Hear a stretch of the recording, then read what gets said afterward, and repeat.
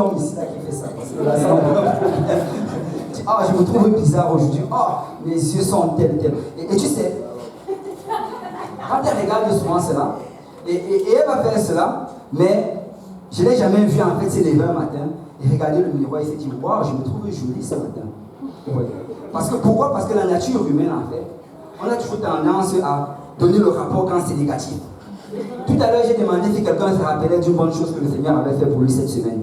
C'était à peine si quelqu'un levait la main, parce qu'il ne se rappelait pas. Le Seigneur, bien sûr, a fait des bonnes choses pour lui, les chèvres magnifiques. Mais on a toujours tendance à mettre les bonnes choses de côté. Si je demandais quelque chose, une tribulation qui arrive à quelqu'un cette semaine, c'est qu'on aurait témoigné toute la nuit.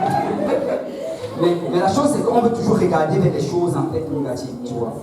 Mais il faut comprendre quelque chose. C'est que, avec l'exemple aussi toujours avec ma femme, c'est que quand moi je la regarde, que ce soit les jours où elle se trouve belle ou les jours où elle ne se trouve pas belle, ce n'est pas grave, moi je la trouve toujours belle.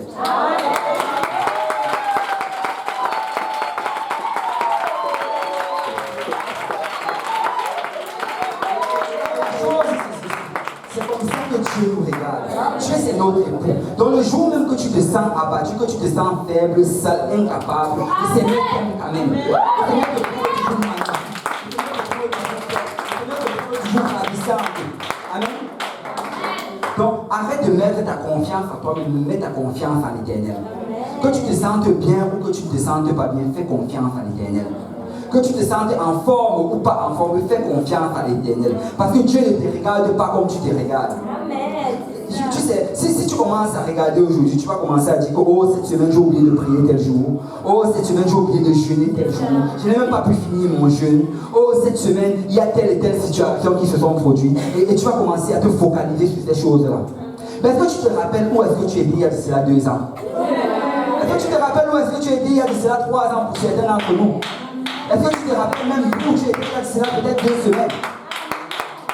Peut-être tu ne priais même pas, tu ne louais pas. Un vendredi pareil, tu devais être en club. Mais aujourd'hui, tu es dans la maison du Seigneur. Le Seigneur regarde cela lui-même.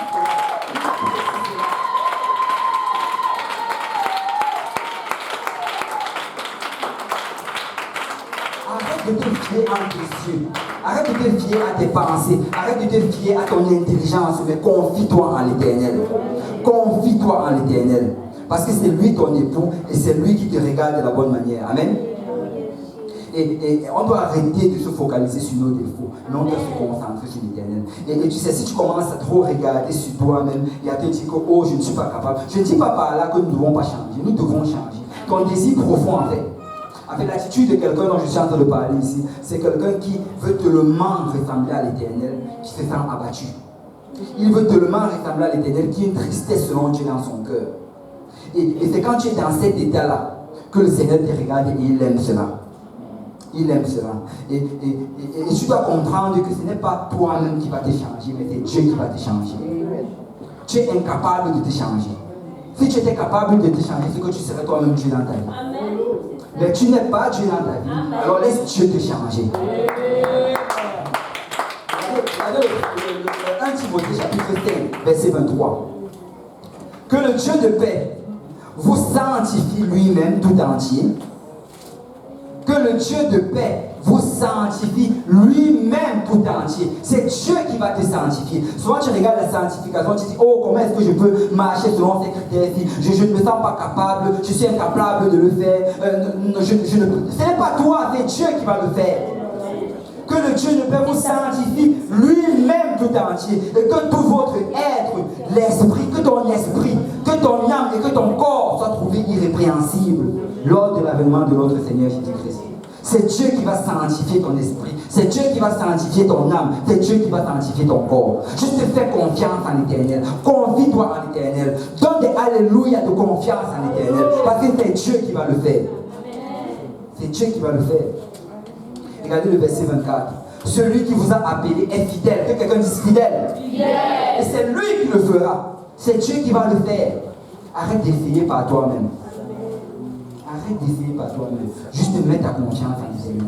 Confie-toi en Dieu. Et sois comme un enfant obéissant. Et tu vas voir comment jour après jour, il va te transformer, il va te renouveler, il va te régénérer. Vous savez, nous ne sommes pas capables de nous régénérer. La régénération, c'est quelque chose qui est au-delà de l'homme.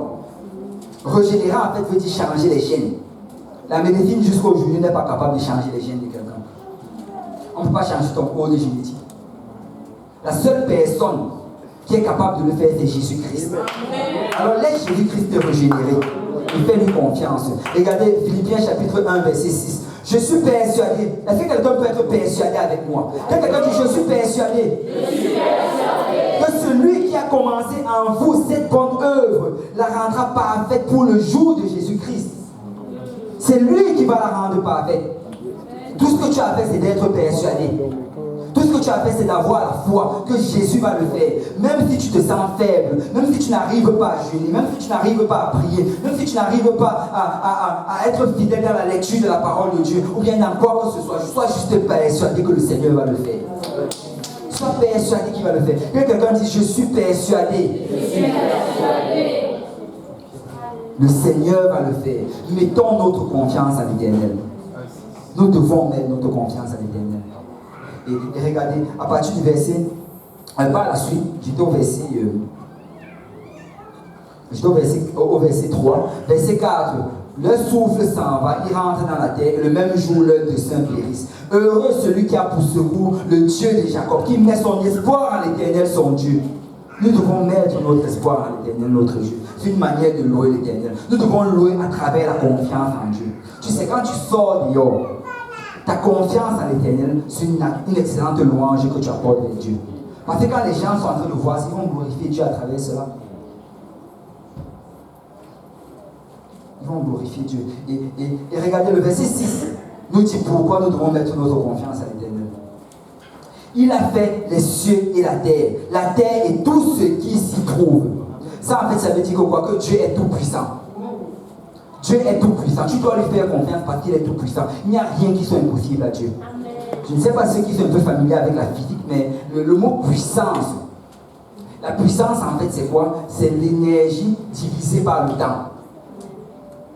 Et pour comprendre ça, on peut donner un simple exemple. Si on prend deux personnes et qu'on leur demande de monter une colline avec une charge peut-être de 100 livres sur leur dos. On top chrono, on commence, celui qui va arriver en haut le plus vite, c'est celui qui est le plus puissant. Parce qu'ils ont la même charge, mais il a mis moins de temps pour accomplir le travail. Ça fait ça la puissance. Et quand on dit que Dieu est tout puissant, ça veut en fait dire que son énergie est tellement grande et que le temps pour lui est tellement insignifiant qu'on va dans le niveau de l'infini. Il est tout puissant. Il n'y a rien qui soit impossible pour notre Dieu. Il n'y a rien qui soit impossible. Rien que l'Éternel ne peut pas faire. Parce qu'il est tout puissant. On a chanté tantôt. Il est El Shaddai. El Shaddai, ça veut dire tout puissant. Il est le El Shaddai de notre vie. Alors tu dois mettre ta confiance en Dieu parce qu'il est tout puissant. Quelle que soit la situation que tu fais face, Dieu est capable d'agir. Quel que soit le problème que tu fais face, Dieu est capable de t'apporter une solution. En fait, la Bible dit qu'avant que la parole ne sorte de ta langue, l'Éternel la connaît déjà entièrement. Donc quand tu vas même prier le Seigneur, laisse-moi te dire qu'il est déjà en train d'agir puissamment dans cette chose-là. Parce que c'est lui qui a mis ces paroles-là dans ta bouche. Donc nous ne devons pas nous arrêter au mauvais rapport, mais nous devons dire notre Dieu est puissant. Notre Dieu est plus puissant que les rapports des médecins. Notre Dieu est plus puissant que les rapports d'immigration. Notre Dieu est plus puissant que les rapports de maladie. Notre Dieu est plus puissant que les rapports de problèmes. Notre Dieu est plus puissant que nos têtes. Notre Dieu est plus puissant que les manques de salut dans notre famille. Dieu est puissant. Et la deuxième partie, c'est regardez la fin du verset 6. Il garde la fidélité à toujours. Que quelqu'un dise fidélité. Fidélité. Tantôt, on avait lu tantôt à 1 Thessaloniciens chapitre 5 verset 24, celui qui vous a appelé est fidèle. Vous savez, le mot fidèle, c'est un mot qui est difficilement applicable pour les hommes. Parce que fidèle, en fait, c'est une tendance, c'est un mot qui est connecté à la perfection. Un homme ne peut pas être entièrement fidèle. Parce qu'on est limité, en fait, par certaines circonstances. Et on est limité. Je vais donner un exemple. Dans la parole de Dieu, le Seigneur dit ceci, que quand vous devez prier, vous ne devez pas jurer. C'est ça que Jésus dit. Il enseigne cela dans Matthieu chapitre 5, 6, 7. Il dit qu'on ne doit pas jurer, ni par le ciel, ni par les choses qui sont sur la terre, parce que c'est Dieu qui les a créées. Il dit que notre parole soit oui, oui ou bien non, non. que ce qu'on ajoute vient du malin. Pourquoi est-ce que le Seigneur est en train de dire cela? C'est parce qu'en fait, tu peux avoir la bonne volonté de faire quelque chose. Tu peux être déterminé à le faire avec toute ton honnêteté. Et dire avec fidélité à quelqu'un, je vais le faire. Mais tu sais, une circonstance, une situation peut se produire qui va t'empêcher de faire cette chose-là. Peut-être avant même la date que la chose va arriver, tu peux mourir. Et là, tu ne peux pas faire la chose. Amen. C'est pour ça que le Seigneur nous dit de ne pas jurer par ces choses-là. Pourquoi? Parce que nous ne pourrons pas garantir notre fidélité. La fidélité, en fait, la véritable essence du mot fidélité appartient à l'Éternel. Dieu est fidèle. Et c'est quoi la fidélité? La fidélité, c'est le caractère de quelqu'un qui est constant dans ses sentiments. Il est constant dans ses affections. Il est constant dans ses habitudes. La fidélité, c'est le caractère de quelqu'un qui ne manque jamais une promesse. Il ne trahit jamais sa parole. C'est ça la fidélité. Et quand on dit que Dieu est fidèle, c'est parce qu'il est constant dans son amour avec toi. Tu sais, même les moments où tu as péché, le Seigneur est fidèle dans son amour. Même quand tu te regardes et que toi-même, tu as l'impression que ce que tu as vraiment fait là, ça ne vaut pas le coup. Que tu es juste, que tu es un vaurien. Le Seigneur te regarde et il t'aime pareil. Son amour est constant. La Bible dit qu'il est le même hier, aujourd'hui et éternellement. Son amour ne dépend pas en fait de tes circonstances. Son amour ne dépend pas de ta propre fidélité. Même quand tu n'es pas fidèle, l'Éternel est fidèle. L'Éternel est fidèle. Un amour constant.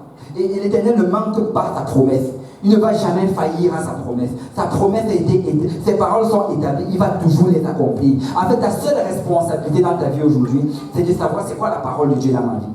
Qu'est-ce que le Seigneur est en train de me dire? Et tu vas trouver ça dans la prière. Quand tu pries, Seigneur, parle. Dis quelque chose. Dis quelque chose. Parce que je sais que si une parole sort de ta bouche, elle ne retournera jamais à toi à vie. Si tu parles sur mon âme aujourd'hui, je suis sûr que quelque chose va arriver. Ta responsabilité, c'est de savoir ce que Dieu veut, ce que Dieu va te dire. Et il y a un psaume en fait qui illustre très bien la fidélité. Psaume 117, verset 1. Louez l'Éternel, vous toutes les nations, célébrez-le, vous tous les peuples, car sa bonté pour nous est grande et sa fidélité dure à toujours. Louez l'Éternel. Sa fidélité dure à toujours. Alléluia. Alléluia. Alléluia, parce que la fidélité de Dieu dure. Tu sais, si Dieu n'était pas fidèle, c'est que où serions-nous aujourd'hui? Où serais-tu aujourd'hui si Dieu n'était pas fidèle? Si l'amour de Dieu n'était pas fidèle, combien de fois est-ce que tu as failli? Combien de fois est-ce que tu es tombé? Combien de fois est-ce que tu as désobéi à l'Éternel? Mais parce que tu es fidèle dans son amour. Il a dit que sa fidélité dure à toujours. Il a dit que sa miséricorde dure d'éternité en éternité.